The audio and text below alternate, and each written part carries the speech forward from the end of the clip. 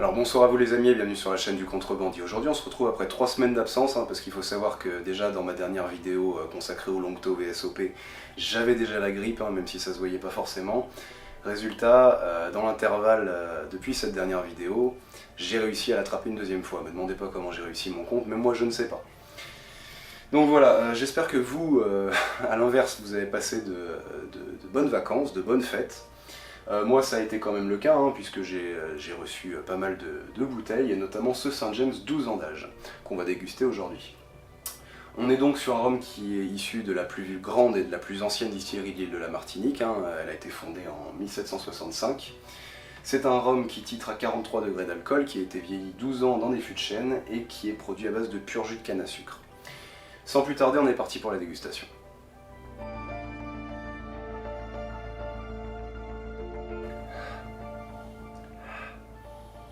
Donc on arrive tout de suite sur un nez qui est relativement sombre, qui est assez expressif. On a un petit ADN de canne à sucre assez distant qui se dégage quand même. Il y a pas mal d'épices, il y a un côté un peu poivre, comme ce qu'on trouve généralement dans les rhums martiniquais en général. Là il est assez présent mais sans être agressif.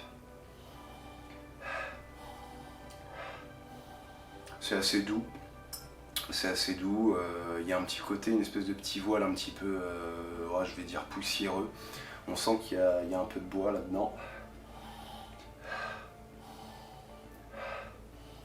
Il y a un côté très légèrement sur les fruits rouges, je pense à même des baies, un côté un petit peu myrtille. Myrtille ou mûr, je sais pas trop. C'est un nez qui est plutôt agréable dans l'ensemble. Il y a une petite complexité. Qui fait pas de mal. Voilà.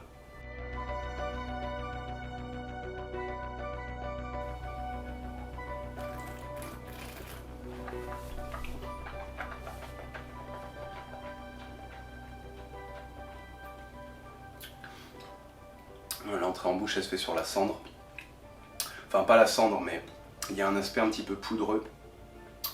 D'un boisé extrêmement vieux pour le coup, qui se dégage très nettement, qui prend vraiment l'ascendant sur les autres arômes. Le poivre qui vient juste après, qui couvre un petit peu la cannelle, il a pris l'ascendant sur la cannelle qu'on pouvait avoir au nez là, mais en fait il y a pratiquement tous les arômes que j'avais au nez, que je retrouve en bouche, à la différence que il n'y a plus trop le côté un petit peu fruité sur les myrtilles, et je sais plus ce que j'avais dit, un côté un peu mûr que j'avais au nez. Là en bouche on est plus sur un aspect un petit peu pruneau, un pruneau vraiment sec, presque dur, un bout de pruneau extrêmement sec.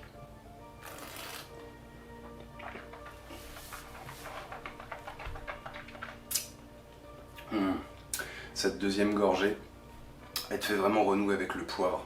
T'as vraiment une espèce de bourrasque comme ça qui vient vraiment te prendre la bouche, qui te lâche pas, qui fait de l'ombre à tous les autres arômes sur la première gorgée, vraiment le bois à l'emporter. Là on a vraiment ce revers en fait, du côté vraiment épice, très présente, très puissante. Il y a presque un aspect un petit peu chaleureux, comme s'il y avait une espèce de cannelle vraiment qu'on aurait presque brûlé. Il y a un aspect brûlé en fait dans cette deuxième gorgée.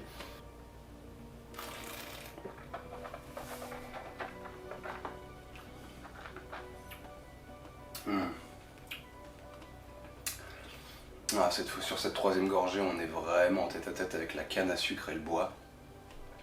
Et le poivre se fait plus discret. Cette évolution, elle est vraiment plaisante en fait. Elle est vraiment plaisante. Il y a des rhums qui arrivent à se poser en fait en bouche, et chaque gorgée est pratiquement la même. Là c'est pas forcément le cas.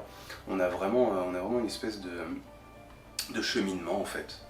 On est passé d'abord sur un aspect extrêmement boisé, donc un lien direct avec le fût. Ensuite un côté poivré, donc c'est le terroir martiniquais en général. Là on est sur ce côté vraiment canne à sucre, la récolte, vraiment le savoir-faire. C'est très plaisant comme évolution. Vraiment ça te parle en fait, ça te transmet des images, c'est vraiment le genre de dégustation qui me fait plaisir, alors que je suis pas spécialement fan des rhums St. James en général. Là pour le coup, c'est vraiment agréable.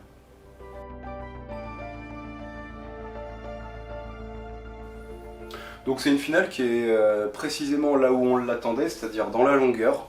On a une belle persistance en bouche, une belle accroche. C'est peut-être légèrement trop simple, hein. On n'a vraiment que 2 marqueurs qu'on avait en bouche qui restent sur cette finale, hein. Ce côté bois, très vieux bois, poussiéreux limite, et ce côté pruneau très sec, là pour le coup presque desséché. Donc en soi c'est peut-être trop simple, mais quand on y réfléchit, il y a de la longueur, c'est agréable en bouche. Qu'est-ce qu'on peut demander de plus à une finale? Je sais pas, en tout cas c'est très bon.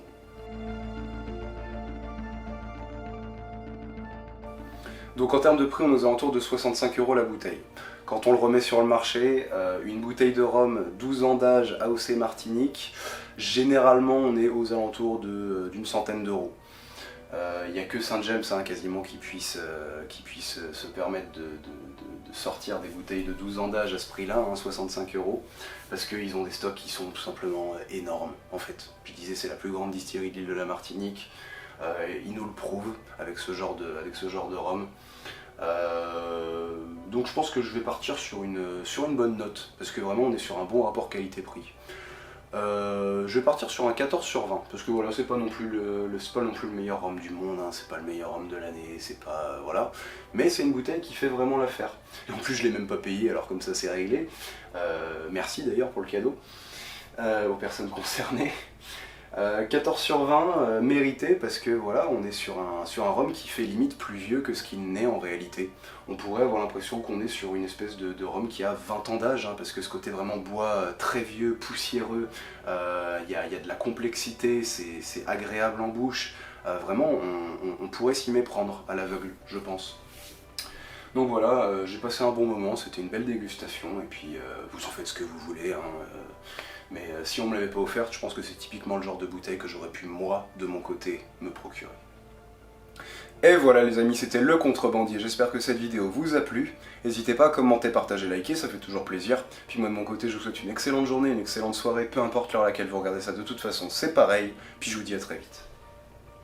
Ciao!